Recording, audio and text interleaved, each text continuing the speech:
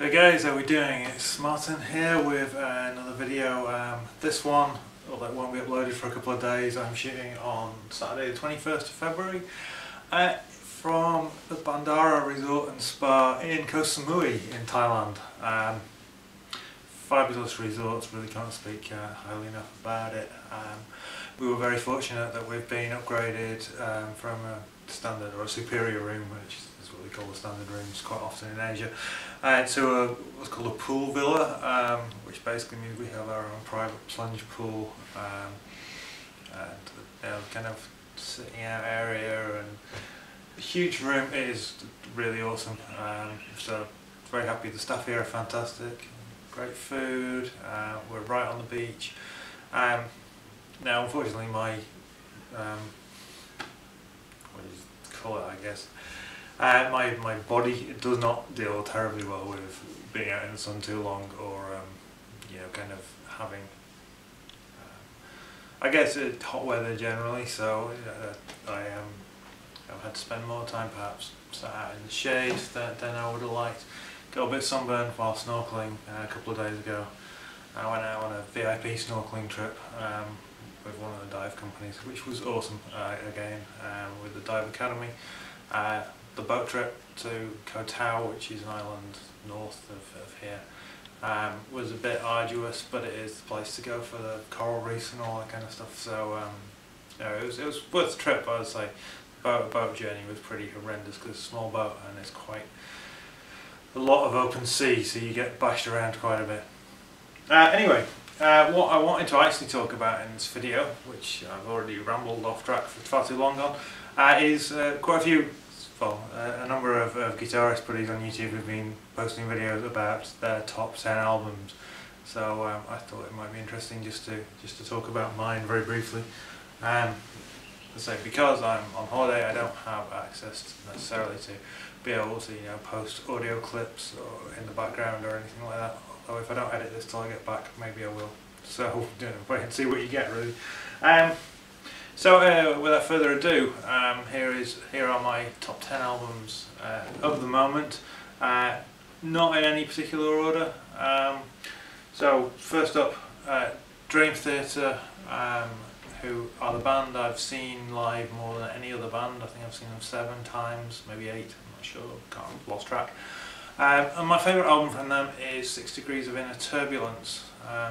Slightly unusual perhaps. Most people would say The Imaginal Words Are Awake, or Octavarium, or Train of Thought. I really like 6 Degrees. I love Octavarium, don't get me wrong, but 6 Degrees has for me the greatest mix of listenable songs. Really, some really interesting stuff on there. So yeah, big fan of that one. My favourite band of recent years is Phish. So at number 2 we're going to have Joy, which is not their most recent album, Fuego, which was a lot of fun, but haven't really got into it yet. But Joy was the previous album. Again, not as popular among Phish fans necessarily. I apologise for squinting, by the way, it's really bright sunshine outside. But I have to shoot this indoors because it's a bit noisy out there with the wind and everything else. So as I say, Joy, just love Backward Down the Number Line, and just Kill Devil Falls, just some really cool songs on there. Yeah, it's just a feel good album. I put it on if I'm maybe feeling a bit blue and just want to kind of cheer up and whatever you. I'm consulting a list on my MacBook here, just because, in case you're wondering why I keep looking to one side. Number 3, huge album for me, is Marbles by Marillion. It's a double CD. Just so many great songs on there. I'm a big Marillion fan. Love Steve Rothery's guitar playing. It was hard not to put Ghosts of Pripyat by Steve Rothery on this list, but I thought, no, Marble, because at the end of the day I'm much more into songs than I am into instrumental guitar stuff. I just love the whole band chemistry and stuff that you get with Marillion. Unfortunately, I've never got to see them live yet, but hopefully I will at some point. Unfortunately, the problem is with living out here in Asia that they don't come this way. At number 4, another older album by one of my favourite bands is Stardust We Are by the Flower Kings. Flower Kings from Sweden. Rainer Stolt is, you know, an awesome guitar player. And just a great set of songs, and in particular the title track is just a song that is really, really powerful. Love it.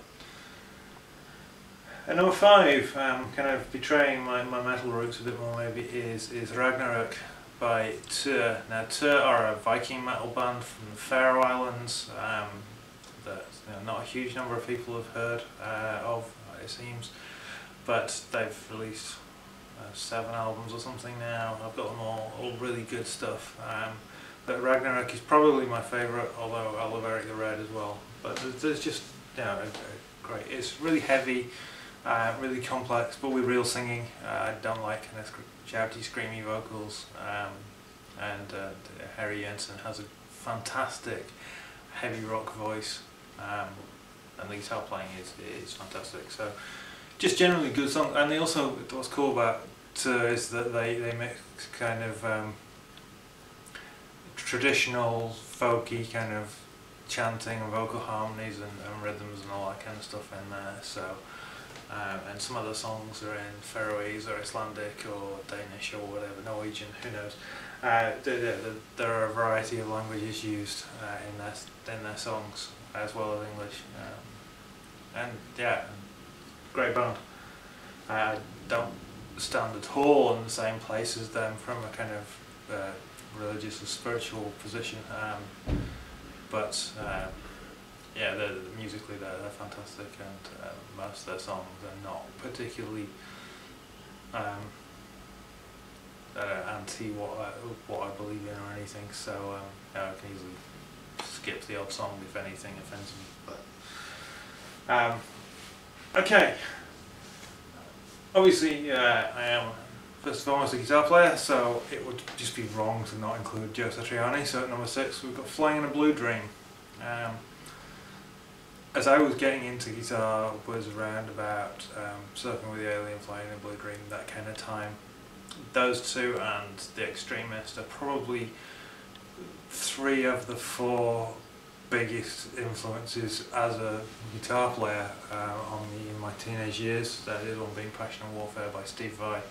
And I love Flying in a Blue Dream. I like that it's got a few songs on it as well, because I've always been into songs. The guitar playing is amazing on all 3 of those Satriani albums, but that's the one I've gone for. Satriani was probably more of an influence on me, certainly gear wise, than anybody else, and tone wise, as I was starting, well, not starting out, but 10 years or so ago when I started to have money and started to be able to buy decent gear.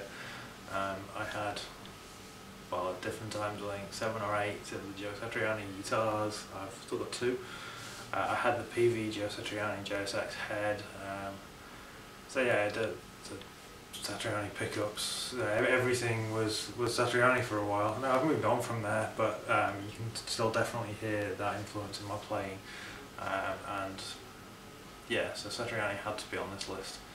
It was so tough not to put Andy Timmons on this list, and yeah, various other guitar players, but at the end of the day, Joe Satriani was the guy who lit the torch for me.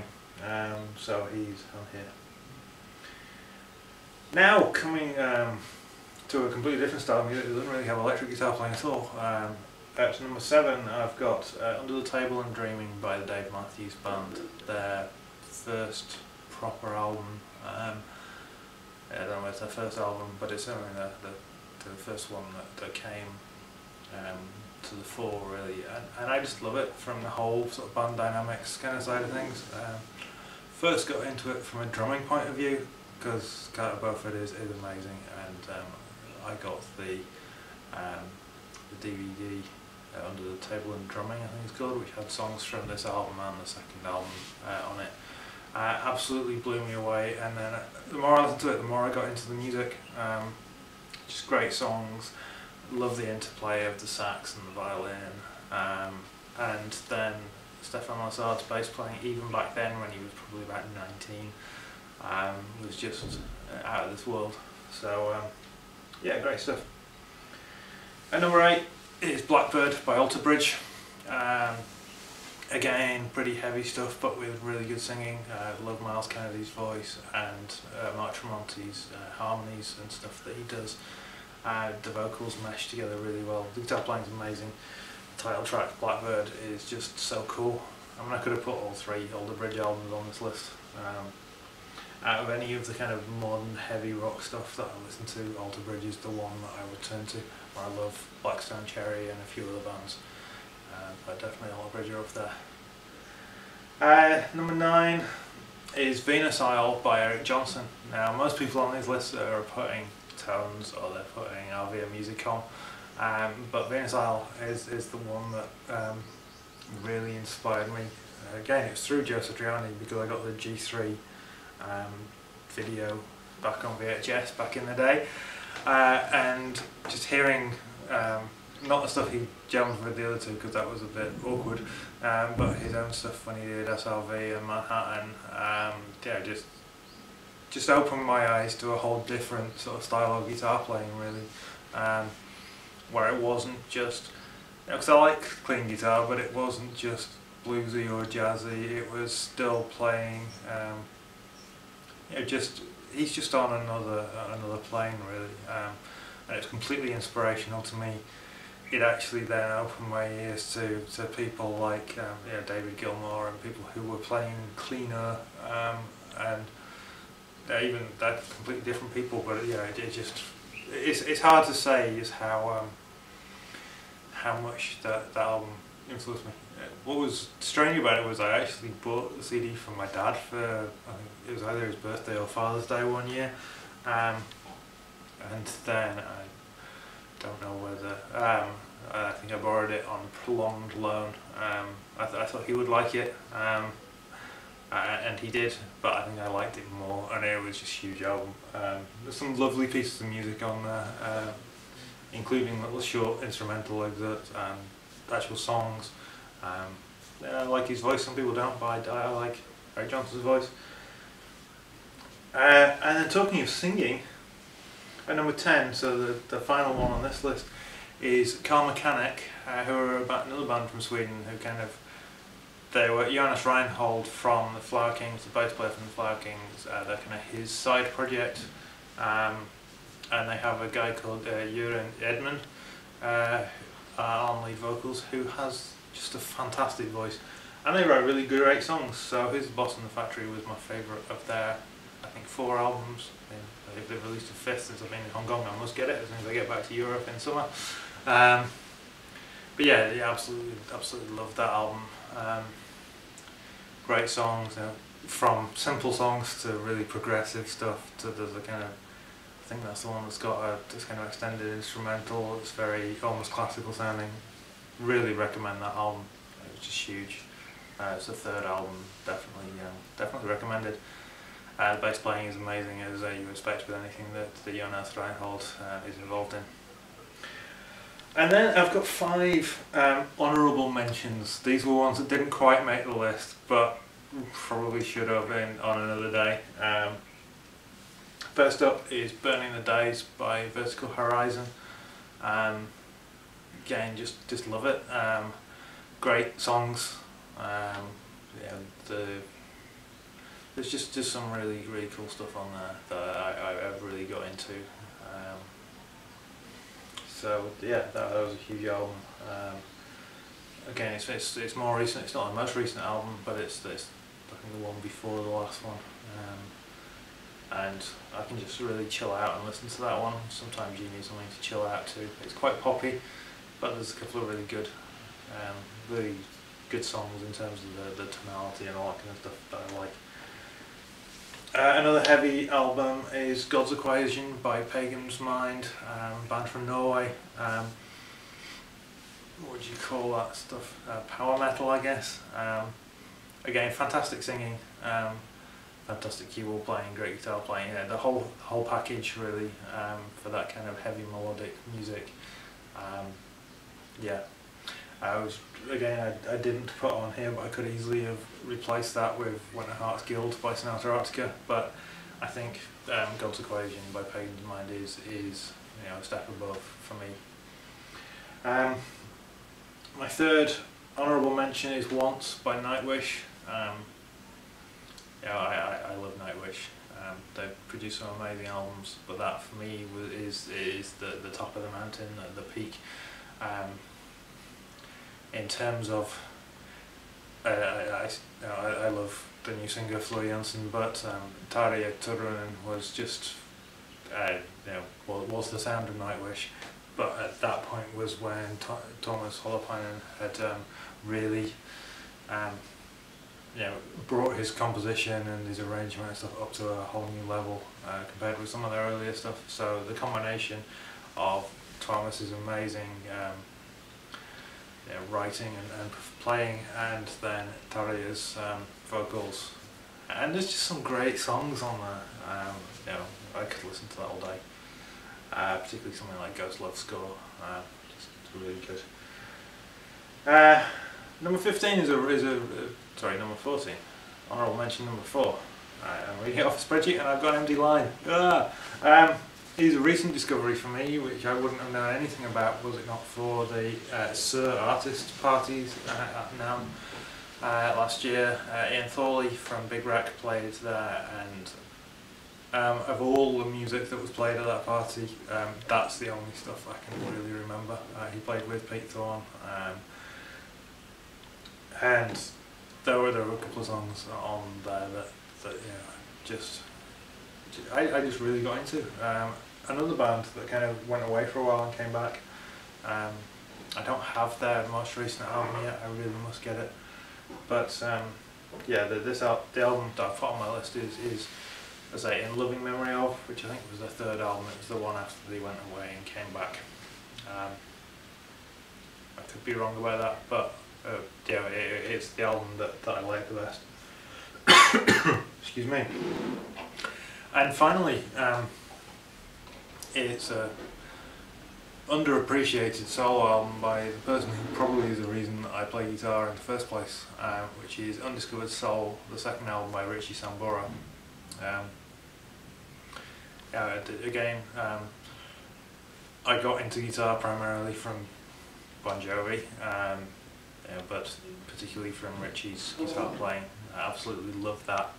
I wanted to be a guitar player because of Richie Sambora, and he's a great singer, as kind of not a pop rock singer, but as a kind of blues rock kind of guy. And Undiscovered Soul, the first album, Stranger in This Town, had some great songs in it, but it wasn't a cohesive unit in the same way. The second album, and particularly the title track, it's just huge. It's just awesome.